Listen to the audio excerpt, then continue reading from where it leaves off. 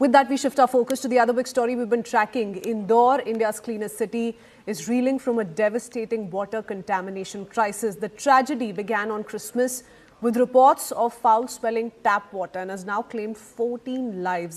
இந்த indoor water tragedy அப்படிங்கிறது கிட்டத்தட்ட 1400 மக்களை பாதித்திருக்கிறது. 150 பேர் ஹாஸ்பிட்டல் அட்மிட் ஆயிருக்காங்க.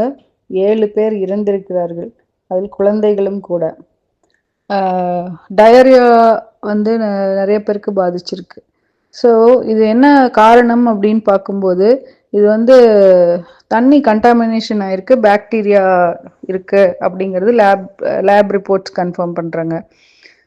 இப்போ நம்ம ஊர்லயும் கூட நிறைய இடங்கள்ல வாட்டர் பைப்பும் சூவேஜும் பக்கத்துல போயிட்டு இருக்கு.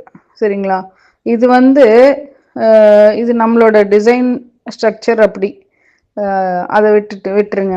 இருந்தாலும் கூட நம்ம அவ்வப்போது எல்லாவற்றையும் அரசு செய்ய வேண்டும், எல்லாவற்றுக்கும் அரசுதான் பொறுப்பேற்க வேண்டும் என்பதை விட்டு ஒரு நிலை மாறி நம்ம சைட்ல இருக்கிறது, அவங்கவுங்க வீட்டு பக்கத்துல இருக்கிறது, எங்கேயாவது இந்த மாதிரி லீக் ஆகுதா, லீக் ஆகி அது கூட மிக்ஸ் ஆகுதா, அந்த மாதிரி ஒரு வாட்ச் வச்சுக்கோங்க.